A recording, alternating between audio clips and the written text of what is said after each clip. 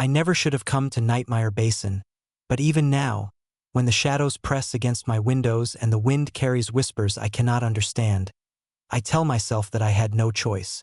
People who live near this valley speak of it in hushed tones, as if saying its name too loudly might wake something that should remain asleep. They call it a place where the dark is alive, where the shapes of men, women, and children take form on the ground and the walls, waiting. I thought it was superstition. I was wrong.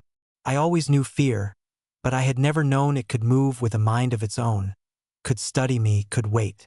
The first time I saw one, I didn't know what I was looking at. It was dusk, the sky bleeding into a violet haze, and the mist from the river curling up like smoke from a dying fire. I was walking along the path that winds through the basin, my boots heavy in mud, my coat clinging to me as though it sensed the cold would soon be the least of my problems. The shadow stood against the far bank, and at first I thought it was a man. Its outline was perfect, no jagged edges, no faltering angles, but the air around it felt wrong, too heavy. The wind seemed to avoid it.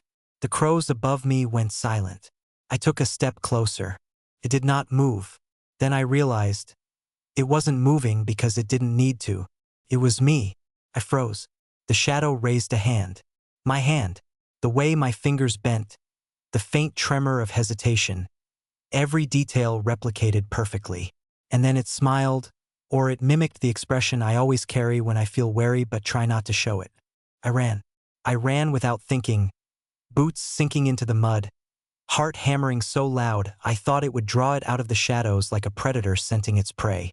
I didn't stop until I reached the cabin I had rented, a ramshackle structure built on stilts because the valley floods in the spring. I locked the door, piled chairs against it, and even then I could feel it outside, waiting, like a cold eye pressing against my skin. That night I didn't sleep. Every time I closed my eyes, I could see it in the corner of the room, stretched unnaturally tall, bending in ways that a body should never bend. And yet it was still me. My hair, my posture, the way my jaw tightened when I focused on something. I thought I was imagining it, or perhaps losing my mind. That thought lasted until I woke and found a hand-shaped smear of wetness on the window glass, as if someone had pressed their palm from outside. I don't know how it got there. I hadn't opened the window. There was no one outside. The next day, I walked along the river again, trying to convince myself it was a one-time hallucination. The fog was thicker than usual, curling low over the water and settling into the hollows of the valley like a living thing. My reflection in the water was fractured and stretched. I caught movement out of the corner of my eye, a shape that mirrored my steps exactly, though I had taken care to step lightly on the wet soil. My reflection in the river wasn't me. It moved independently. I turned sharply. Nothing. And yet I felt it. Watching, waiting. By the third day I understood. The shadows learn. They watch. They imitate. And they wait for the perfect moment. I tested it, though perhaps I was already too late. I raised my arm suddenly, and the shadow raised its arm. I ducked behind a tree. It ducked. I ran. I jumped. I turned. And it followed me without a sound, copying every nuance, as if it had memorized the way I breathed, the way my boots squelched through mud, the way I blinked when panic struck. When I stumbled back to the cabin, I tried to convince myself it was not sentient, that perhaps it was some trick of the mist, my brain bending what it saw into familiar shapes. But then I heard the whispering. It started faintly, like the rustle of leaves. "I am you," it said. No, not exactly that. It mimicked my voice, my tone, my hesitation. "You will be me," it said. My blood froze. I backed away. The whisper followed around the walls, under the floorboards, through the cracks in the ceiling. That night, sleep became impossible. I barricaded myself in the loft, staying on the bed with my coat wrapped around me, listening as the shadows crept along the walls, moving in ways that defied logic, pooling like oil, sometimes forming shapes I recognized from my past. Friends, strangers, people I had loved and lost. The shapes moved, touched the walls, and then looked at me with my eyes. I understood then what they wanted. Not to scare me, to replace me, to step into my life while I remained powerless, unseen, unheard. I began to notice the small things first. My keys disappeared. My shoes moved from where I had left them. I heard footsteps when I was alone, slow, deliberate, and always, a reflection in the corner of my vision, slightly delayed, like a ghost playing catch-up with reality. I tried to leave the valley. I packed my car, driving as fast as the narrow roads would allow, praying I could outrun whatever had attached itself to me. But the shadows do not follow the rules of matter or speed.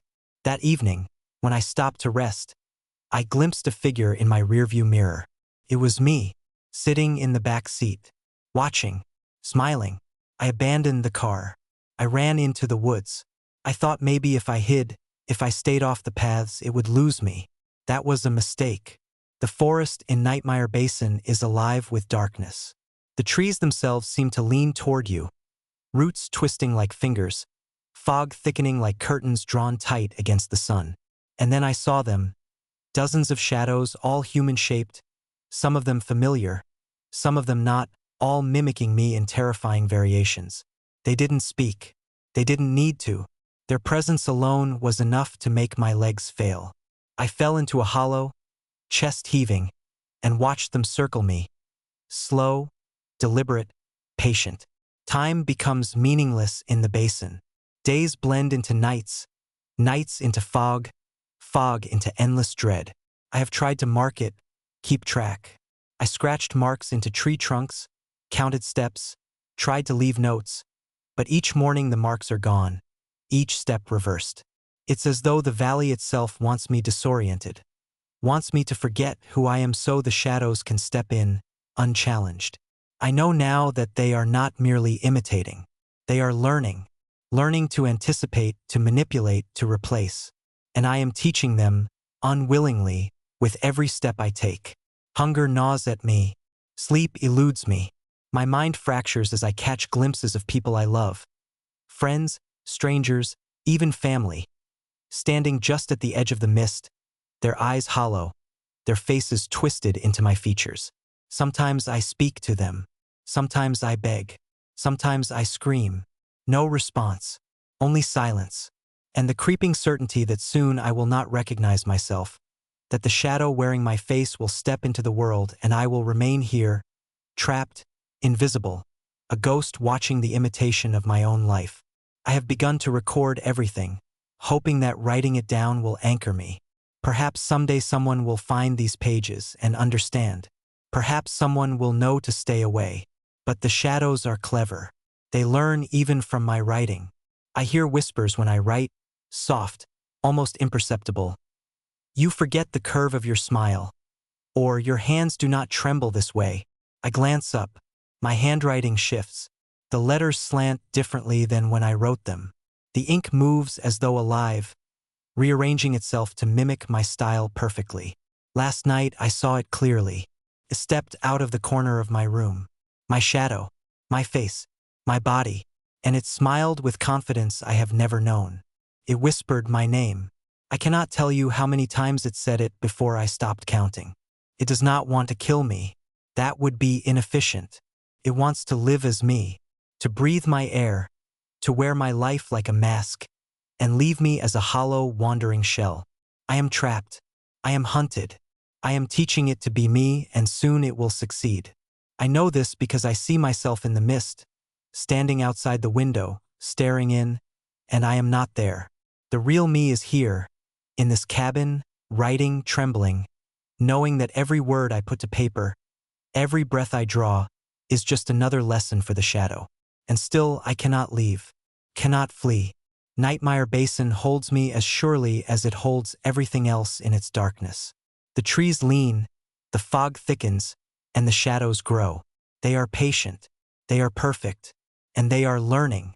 I feel them now, pressing just against my skin, behind my eyelids, in the corners of every reflective surface. They are not separate from the darkness. They are the darkness. And soon, very soon, one of them will step forward and wear my face, and I will be nothing but a memory in the mist. I hear it now in the farthest corner of the room, mimicking the slow, deliberate tap of my pen on the paper. Soon, It whispers. And I believe it. The thing about fear is that it isn't just the anticipation. It isn't just the cold sweat, the trembling hands, or the nightmares that wake you in the middle of the night. Fear is the silence that follows. It's the absence of sound, the absence of reassurance. And I've come to understand that the silence in Nightmire Basin is the loudest noise of all. I know it's here. I know it's listening even now. But that's the worst part. It doesn't need to show itself. It doesn't need to do anything. It just needs to be there watching. And once it watches, it learns. The night after my last entry, I thought I would be able to sleep. I thought perhaps, if I closed my eyes long enough, I could outrun the inevitable. The exhaustion weighed heavily on me, and I let my guard drop for just a moment. But that moment was enough. I woke to a noise, a soft, almost imperceptible tapping at the window. It wasn't a branch or an animal or the wind. No, this was deliberate. A soft, repeated knock. 1, 2, 3. Then, silence. I lay there, frozen, listening to my own breath, counting the seconds. 4, 5, 6. The tap came again. 1, 2, 3. I crawled out of bed, heart pounding in my throat, and pressed my back to the wall. The window was covered by heavy curtains, but the tapping, no, it wasn't from outside. It was from within. I knew this deep in my gut. The noise came from the glass itself, as though something had found a way inside. I couldn't bear to look, couldn't bear to pull the curtain aside. I don't know why. Maybe I knew that once I did, it would be real. Whatever had been haunting my dreams, whatever had been whispering from the shadows, would have a face. My face. But curiosity, that old friend, wouldn't let me ignore it. Slowly, I reached for the edge of the curtain, my fingers trembling like leaves in the wind. The fabric scraped against the wood of the windowsill, and for a heartbeat, I thought I might pull it back and nothing would be there. That maybe, just maybe, I had been wrong. But I wasn't wrong. It was there, staring back at me. At first, I thought it was me. But the eyes were wrong. They were too wide, too vacant, like a doll's eyes, staring without comprehension, without life. The lips curled upward into an expression I couldn't quite place. A smile, yes, but not my smile. No, this was something different, something wrong. It was wearing my face. I gasped and stumbled back, but she didn't move. She stayed there, her face pressed against the glass, staring into the room as though waiting for permission to come inside. But I couldn't move, couldn't look away. My body was frozen in that instant, paralyzed by the unmistakable sense of recognition. This wasn't just a shadow, a figment of my mind. No, this was something more. This was me, but not me. I felt my heart pounding in my chest, my skin prickling with cold. Slowly, carefully, I reached for the door. The knock again. 1, 2, 3. But it wasn't just at the window anymore. It was coming from every direction. The walls, the floor, even the ceiling. I was being surrounded. The shadows were closing in. I ran. I don't know how long I ran, or where I was running to, but I found myself on the narrow path leading away from the cabin, my breath ragged and frantic. The valley was still covered in mist, the air thick and heavy with the smell of damp earth and decay. And still I could feel it, the weight of eyes on me, watching my every move. There were more of them now, more faces, more shadows. All of them were me. I stumbled forward, desperately trying to keep my footing as the ground shifted beneath me. I had no plan, no direction, just the frantic urge to escape, to find something, anything that would make it stop. And then I heard it, footsteps, close behind me, matching my every stride. I turned sharply, my heart hammering in my chest. There was no one there, nothing, but the footsteps continued, echoing off the trees, mirroring my every movement. I ran again. The mist was thicker now, suffocating. My lungs burned with the effort, but I didn't dare stop. Not even when I saw something ahead of me, something that shouldn't have been there. A shape, tall and jagged, like a tree twisted in unnatural ways, its limbs stretching out toward me as though trying to grab hold. I ducked under the branches, pushing myself through the thick fog, but the shape followed. It was moving, in perfect synchronization with me, its branches swaying as if it were a part of the mist itself. I could hear the whispering again, soft at first, and then louder, more insistent. "You are me. I am you." The voice echoed around me, coming from everywhere. I wanted to scream, but my voice caught in my throat.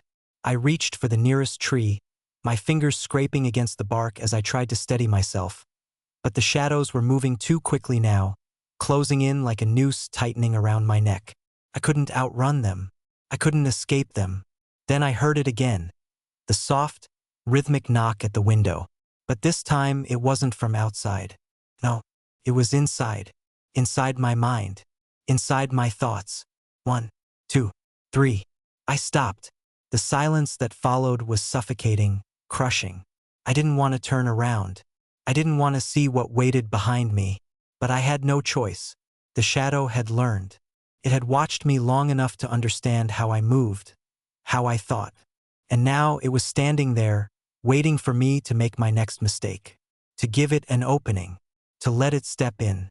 I turned slowly, and there it was, my reflection, standing perfectly still, mirroring my every movement. Its eyes were wide and vacant, and its smile, oh God, the smile was mine. It was me. I had become it. "I am you," it whispered, and I knew with sickening certainty that I had lost. I can't breathe. I can't think. I can't remember what it felt like to be alive, unburdened by this suffocating presence that presses down on me from every corner. The air itself feels wrong now, thick and sticky like tar. Every step I take feels like I'm sinking, like the ground is softening beneath me, trying to swallow me whole. I don't know how long I've been running, or how long I've been hiding. Time no longer exists in this place, not in the way it once did. The days bleed into nights, and the fog doesn't shift, doesn't dissipate. It clings to everything like a shroud, a veil that hides more than just the land around me. It hides me, too. There are days when I wake up, drenched in sweat, heart pounding, convinced that it's all over, that I've been replaced, that I'm already gone, and that the shadow has taken my place. It's so close, so relentless. I can almost hear it breathing down my neck, but I don't dare turn around. I can't face it. Not yet. I've started to doubt everything. My memories, my body, my sense of who I am. Is this me writing this? Or is it one of them, pretending to be me, wearing my face like an ill-fitting suit? Sometimes, when I look into the water, or at my reflection in a broken shard of glass, I don't recognize the person staring back at me. Their eyes are hollow, their mouth twisted in ways that are too familiar, too unnatural. I tried to make sense of it. I tried to find some pattern, some way out of this madness. But the deeper I look, the more tangled the web becomes. The basin itself is alive. I can feel it. It's aware of me, of my fear. Every step I take feels like it's being watched, recorded, studied, as though the land itself is taking notes, learning from me just like the shadows. I'm not alone, not anymore. The others, the ones who were once me, are always close by. I see them in the distance, just outside my vision, at the edges of the mist. They watch me. They mimic my movements, my habits. Some of them wear clothes that I once wore. Some of them wear nothing at all. Their skin as smooth and featureless as the shadows they emerged from. And still they watch. I've learned to ignore them. That's my only defense. To pretend they aren't there. To pretend I'm still in control, even when my reflection in the murky water tells me otherwise. I found something, though. A map. Or at least I think it's a map. I found it in the cabin, tucked beneath the floorboards. It's old, yellowed with age, the ink smeared in places where time has eaten away at the paper. But it's there, drawn in jagged lines, tracing paths through the basin. Paths I haven't taken. And I don't know why, but I have this horrible feeling that if I follow it, if I follow these paths, I will finally understand what's been happening. I will finally know how to escape. But the map is wrong. I've looked at it over and over, trying to figure out where it leads, but it doesn't make sense. The lines don't match the landscape. The places marked on it don't exist. And yet, the more I stare at it, the more I feel its pull, as though it's calling to me, drawing me towards something I don't want to see. I had to get out of the cabin, had to get away from the suffocating silence, from the shadows that stretched their limbs toward me, hungry for my face. I packed a bag, gathered whatever I could carry, and set off down one of the paths marked on the map. Felt like I had no choice, like I was being dragged by something invisible, something that knew exactly where I was going before I did. The fog was thick this time. It clung to the trees like wet cloth, smothering the world. I couldn't see more than a few feet ahead, but I kept walking. I had to. The first turn came up quickly, too quickly. I hadn't expected it, not with the fog so thick. The map had shown this turn, but it didn't feel right. I stopped, crouching down in the wet mud, trying to get my bearings, but there was no sound. No birds, no wind, no rustling of leaves. Just the heavy silence that presses in on you, squeezing the air out of your lungs. That's when I saw it. A figure, standing just on the edge of the path, barely visible through the mist. I couldn't make out its features, but I knew. I knew it was one of them. Another shadow, another imitation, and it was staring at me. I took a step back, but my foot slipped on the wet ground. I fell, catching myself on the rough bark of a tree, and when I looked up, it was gone. Just like that, vanished. I ran, my heart racing, my breath coming in ragged gasps, but the sound of my footsteps was too loud, too deafening. It echoed through the basin like a drumbeat, a signal, a challenge. I didn't care. I just needed to get away. But every turn, every bend in the path, I could feel it, feel them closing in. The shadows were always just behind me now. They had started following me on the paths, emerging from the trees, from the fog. Sometimes I would look back, and there they would be, moving with me, always in sync, always a breath behind. I couldn't run from them. I couldn't hide from them. I was beginning to wonder if I had ever truly been alone. By the time I reached the clearing, I was exhausted, my legs shaking. Beneath me, the map had led me here, and I had no idea why. It didn't make sense. The clearing was too open, too exposed. But the shadows were everywhere now, gathering around me, watching, waiting. In the center of the clearing was a stone well, old and covered in ivy. It was out of place, as if it didn't belong here, as if it had been placed here deliberately. The air around it felt colder, like a grave. I approached cautiously, my heart hammering in my chest. But as I drew closer, something stopped me. The sound of water, soft and distant. And then a voice. Not a whisper, not a murmur, but a voice. Clear, strong voice. Come closer. It was mine. I froze. The voice came again, this time louder, more insistent. Come closer. It's time. I felt the pull again, deep in my bones, like something was reaching out to me from within the well. Presence, ancient and hungry. My legs moved of their own accord, drawing me closer to the edge, where the dark, stagnant water pooled. And then I saw it. The shadow. It wasn't mimicking me this time. It wasn't just wearing my face. It was something more. It was calling me. I felt the air shift around me, thickening, thickening until it felt as though I was suffocating. My reflection, my face, staring back from the water, twisted into something monstrous. Its smile stretched impossibly wide. I was almost there, almost close enough to touch it, to become it. And then I stopped. Something inside me screamed. No. But it was already too late. The shadow reached up, its hand slipping from the surface of the water. It had my face. It had my hands. And when it spoke again, it was with my voice, my words, but they weren't mine anymore. They couldn't be. You will be me. And with that, the world around me dissolved into black. I woke in darkness, but this time, it wasn't the gentle embrace of night that surrounded me. No, this was something else, something thicker, colder, more oppressive. I couldn't move at first, couldn't open my eyes. My entire body felt like it was buried beneath something heavy, suffocating. My breath came in shallow gasps, each exhale fogging up the air around me, and the smell. Oh God, the smell. It was like the earth itself was rotting, like decay had seeped into my very bones. I tried to sit up, but my body refused. It felt like I was trapped, caught beneath something that wouldn't let go. And then, slowly, like a hand squeezing around my chest, I began to realize that I wasn't alone. I wasn't me anymore. I could feel it, no, I could hear it. The whispering, faint but unmistakable, like wind skittering through the trees. I couldn't make out the words, but I knew the voice. It was mine. My voice, twisted and altered, bending around me like an animal stalking its prey. The whispers grew louder, but still I couldn't move. Not yet. I could only listen. We are one. I froze. That was all it said. And yet it shook me to my core, rattling the very cage of my mind. We are one. The words slithered under my skin, seeping into my blood, into my thoughts, like a poison spreading through my veins.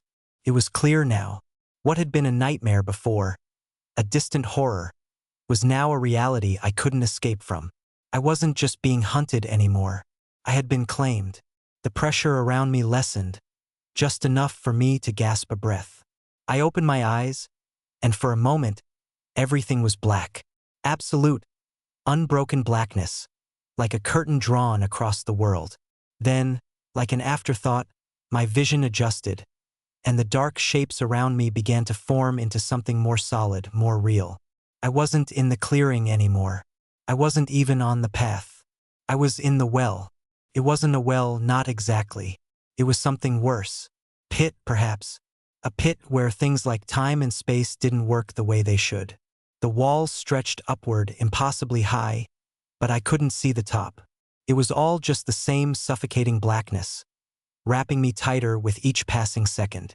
My limbs felt like they had been coated in something heavy and wet, something that clung to me, making every movement harder than the last. But there was something else in the pit with me. Them. The shadows. They were not outside, hovering at the edges anymore. No, now they were inside, swirling around me, filling every corner of the space. They had taken form, shape, size, the vague silhouettes of people. Of me. I could see faces, but they weren't just imitations. They were me. My eyes, my nose, my mouth, stretched and contorted in ways that shouldn't be possible. Their eyes burned with a kind of hunger, but their bodies remained still, silent. They just watched. I swallowed, my throat tight and dry. I wanted to scream, to fight, but even that seemed like a distant, useless idea. The shadows didn't need to move. They didn't need to do anything but be. That was enough to paralyze me, to make every instinct in my body shrink into nothing. The whispers grew louder, each voice echoing off the walls of the pit, getting closer, suffocating me. I closed my eyes, trying to block them out, but I couldn't stop hearing them, couldn't stop hearing myself. You cannot run, the voice said, low and menacing. We are you. I shook my head, trembling. The feeling of their eyes on me was unbearable. Couldn't breathe. I couldn't think. They were in my thoughts, controlling them, pushing me further down, further into the darkness. And then I heard it again. A voice. My voice. But deeper this time. More confident. It's time to stop fighting. I opened my eyes, my heart pounding in my chest. There, standing in front of me, was a figure. It was me. It looked like me, at least. Same height, same hair, same everything. But the smile twisted my insides into knots. It wasn't my smile. It was too wide, too unnatural, stretching across the face like a rift in the skin, revealing sharp teeth behind the grin. I'm you, it said. I've always been you. The words rattled my mind. I couldn't think straight, couldn't focus on anything except that smile, that grotesque, wide grin that was far too big to belong to anything human. No, I whispered, the word barely leaving my lips, but it was no use. It wasn't just a voice. It wasn't just a reflection anymore. It was something else, something more ancient and primal, a shadow that had learned how to speak, how to feel, and it was wearing my face. I'm the one who's been hiding in the dark, it said. I've been waiting for you to understand. You've been teaching me how to be you, and now I'm perfect. I'm ready. The figure stepped forward, and I stumbled back, instinctively, but the pit felt smaller now. It felt like the walls were closing in, like the shadows were tightening their grip, trapping me in this suffocating space. I couldn't move, couldn't breathe. "Don't fight it," the shadow said, its voice oozing into my ears. "There's nothing left to fight. We are one." I felt a pressure in my chest, like a weight pressing down on me, slowly crushing me. I tried to scream, but nothing came out. My body wouldn't respond. The shadows closed in, and I was surrounded, trapped in my own mind, my own body. The world around me blurred, and the figure took another step closer. I felt its cold hand brush against my cheek, and I flinched, but it was no use.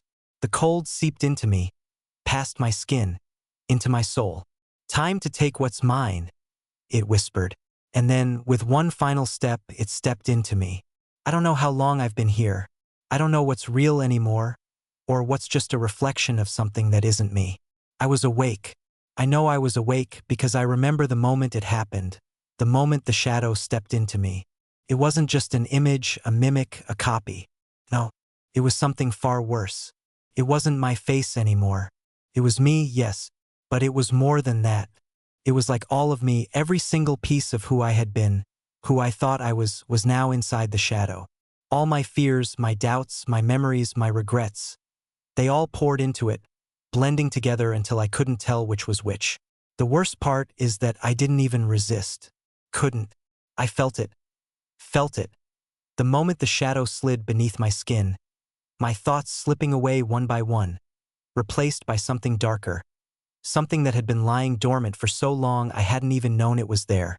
It fit, felt right, like a glove slipping over an outstretched hand, like it had always been meant to be. And all the while I was watching, trapped in my own body, screaming, but silent, watching as it took me. I don't know how to describe it, but I was no longer me, not in the way I had been before. I could still feel the shapes of my thoughts, still sense the presence of the memories that used to make me who I was. But now they were slipping through my fingers like sand, like smoke, disappearing into the abyss of the shadow, into something worse. And then it spoke again. The voice was mine and yet not. It sounded like a mockery, like a memory of myself distorted into something unrecognizable. "You were never meant to be here," it said, its voice slipping over the words, like fingers brushing over skin. "You were always just a way for me to become something more. Now I am what I was always meant to be. I am the one who was waiting, the one who was born in darkness." I opened my mouth to scream, to fight back, but nothing came out. No sound. Only the hollow feeling of emptiness. The pit. I thought it had been the end, but now I know it's not. I'm still here, still inside this place, inside this body. I feel it crawling beneath my skin, in the marrow of my bones. It's me, but it's not me. It's everything I was, twisted and warped into something I no longer recognize. I try to move, try to force my limbs to obey, but they won't. They can't.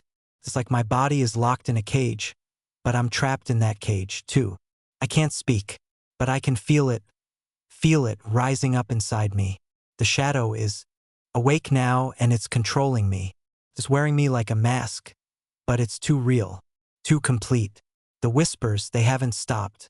They never stop. They come from all directions now, echoing inside my mind, inside my body. The voices are all me. I hear my own name, over and over, but it's never me saying it. It's the shadow, calling me, beckoning me closer, drawing me into its endless dark. "Come closer," it says again. The voice is softer now, more insistent. "We are one now. You can't escape. I want to fight. I want to run, but my feet won't move. I can't move. I try to open my eyes, but I can't. My eyelids feel too heavy.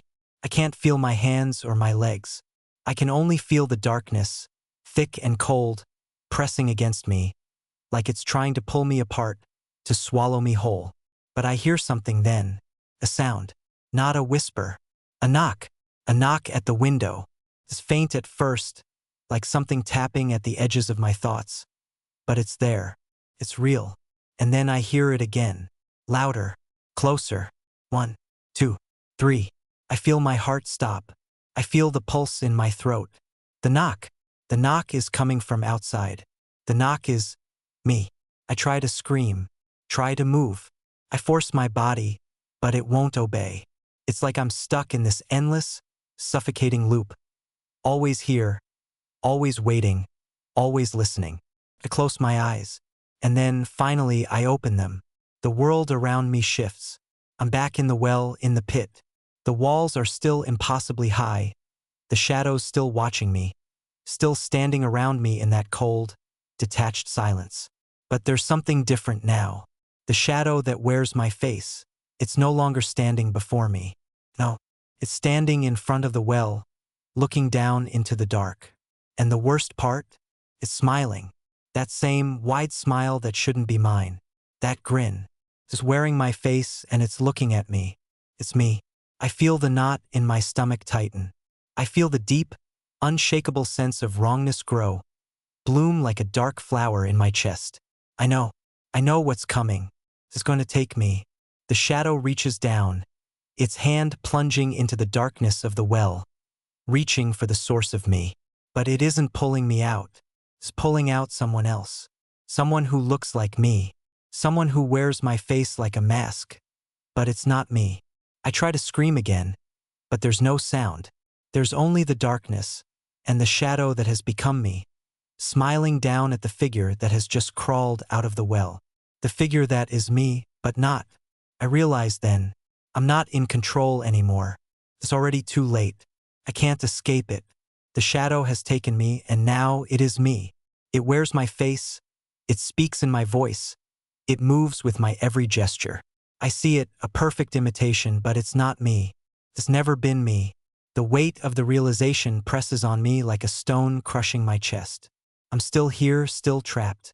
Somewhere. Somewhen. In the pit. The well. The shadow. Me, the one who wears my face, looks down at the figure that crawled from the darkness. A new face. Another copy. Another mimic. And it's perfect. Too perfect. It moves like me, it feels like me, but it isn't. This is the end. I feel it as surely as I feel the cold, the weight of the shadows around me. I want to move, but my limbs are like iron, frozen in place by the invisible grip of the pit. I can't speak. I can't scream. I can't do anything but watch as the shadow steps forward, its hand outstretched toward the new version of me. The figure that crawled from the well, the new me, looks up, eyes wide in terror, mouth opening as if to call out, to cry for help. But there's no sound. Two is trapped.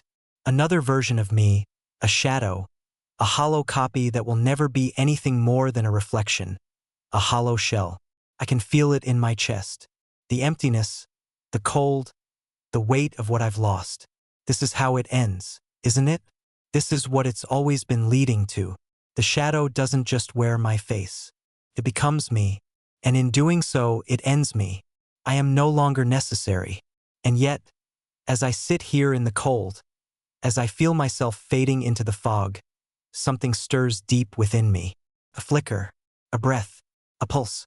There's a voice, my voice, calling out from somewhere far off. Faint. It's almost lost, drowned in the relentless tide of whispers, the incessant murmur of the shadows. You're not done yet. I don't understand. I don't know where the voice is coming from. It feels as though it's coming from inside me, from beneath the skin that's now not mine.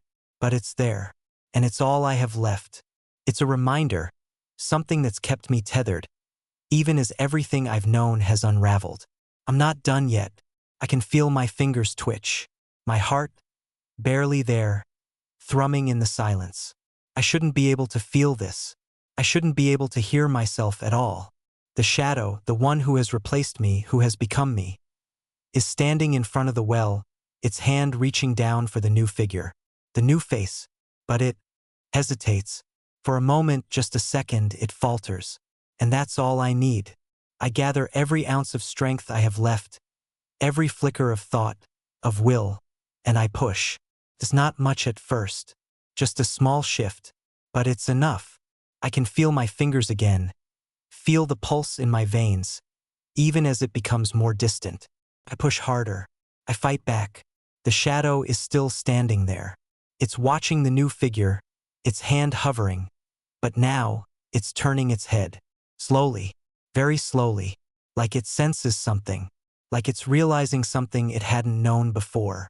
I can feel it. It knows. It knows that I am still here, somewhere, buried beneath the weight of everything it's become. And for a moment, just a moment, it fears me. It's a fleeting thing, like a shadow flickering at the edges of reality. It vanishes as soon as it appears, swallowed up by the dark. But it's enough. I can move now. The walls around me begin to fade, disintegrating into the same fog that's always surrounded me. The ground beneath my feet is shifting, softening, like it's made of nothing but vapor. But I'm not falling. Not yet. I can feel the edges of something else. The faintest hint of the world beyond the basin. I am not done. I scream, and it's not a sound I can hear. It's a scream that comes from the very core of me, from the place the shadows cannot touch, the place that has always been mine, no matter how much they've tried to take it from me. The shadow that wears my face. The thing that's been controlling my body, my mind, suddenly staggers back, its feet slipping in the mud. For the first time since I've come to this cursed place, it looks afraid. I feel it. The fear. The realization. It's afraid because it knows that I'm still in here, that I am still the one who can control this body. I push harder. The walls of the pit crumble, the shadows retreat. I can see it now, the sky, the pale light that filters through the fog. I'm rising. I'm escaping. The shadow tries to hold on, to cling to what it's taken, but it's slipping. Its grip is weakening. I can feel it shattering, its form falling apart like ash, like dust. The figure it's become, the face it wears, fades. It's no longer mine. It's just a shadow. I step forward, and the ground beneath me is firm again. Real. The darkness lifts, and I can breathe. I can think again. But when I look around, I know what I've lost. The basin still calls to me, still pulls at the edges of my mind. The shadows linger at the edges of my vision, too quiet, too still, as though they are waiting, watching. And there, standing in the distance, is the well, the dark pit where it all began. The knock comes again, distant at first, then louder, more insistent. 1, 2, 3. I turn away. I don't know what will happen next. I don't know how long I can keep running, keep fighting. But I know one thing. I won't let it take me again. The fog clings to me like a second skin, thick and suffocating. The ground beneath my feet is a half-remembered thing, uncertain, unstable, as though it might vanish beneath me at any moment. I don't dare look back at the well. I know it's still there, lurking just out of sight, like a scar in the earth that will never heal. But I've come too far. I can't go back. I keep moving forward, though I don't know where I'm going. There's no clear path, no sign of the world beyond the basin, no road that leads to salvation. All I have are the whispers, the ones that continue to echo in my ears, growing fainter now. They're fading, but I can still feel their presence, like ghosts pressing against my thoughts. Feels like the land itself is watching me, waiting. The shadows are patient. They don't need to chase me anymore. They know I can't escape. And maybe they're right. Maybe I never could. But there's something I've learned in the depths of this place. In the heart of the darkness. You don't have to outrun them. You just have to outlast them. I keep walking, my legs heavy, my mind still reeling from what I've endured. The ground begins to rise, the landscape shifting as I ascend, though I don't know if it's real or just another trick of the basin. The air grows colder, sharper, the fog thinner now, as though it's receding, pulling back. And then, there's a break in the mist, a stretch of clear sky. I see it. A house. It's not much. Just a small, dilapidated structure on the edge of a cliff, its frame splintered and old. The roof is sagging, the windows dark. But it's real. I can see it. I can feel it. I don't know why, but I know I need to reach it. I need to get inside. I start running. Every step feels like it's 1,000 pounds, every breath labored. But I push forward, the house coming closer, growing clearer, its outline sharp against the pale sky. The basin is still behind me, still there, but it's fading, becoming a memory, like the aftertaste of something bitter. The land begins to flatten out, the fog thinning as I approach the house, and I can almost feel it, the sense of escape, of safety. But I know it's false. It's never truly safe. I reach the door and shove it open with a strength I didn't know I had left. The hinges creak in protest, the sound echoing through the stillness. Inside, the air is stale, thick with the smell of mold and decay. The walls are cracked, the floorboards warped and splintering. It's an old house, abandoned for years, yet something about it feels familiar. Something about it tugs at me. I step inside, my heart pounding in my chest. I can't shake the feeling that this place, this house, has always been here, that it's been waiting for me. The door slams shut behind me, and I jump, my breath catching in my throat. The shadows are closer now. I can feel them creeping along the edges of the walls, sliding across the floor like oil, pooling around me, smothering the light. They're in the corners, watching, waiting, but they don't move. Not yet. I turn around, my heart leaping in my throat. In the far corner of the room, there's a mirror, framed in gold, the glass cracked and streaked with age. I know without a doubt what I'll see. I step closer, my reflection growing clearer with every step. And when I see it, I can't breathe. There's a figure in the mirror, a figure that looks like me. No, it is me, but it's wrong. So wrong. The smile, that grin, is wide, too wide. And its eyes, they're mine, but they're dead. Empty. Hollow. I hear it then, that voice again. The one that's been following me, whispering in my ear. We are one. The figure in the mirror reaches out, its fingers slipping through the cracked glass like it's made of liquid. I step back, my chest tight, my body screaming to run, but my feet are frozen. I can't move. It pulls itself out of the mirror, its form solidifying in front of me, and I want to scream. I want to run, but it's too late. It is me. There's no escaping it now. You should have known, it says, its voice dripping with something dark and satisfied. You can never outrun yourself. And then I see it.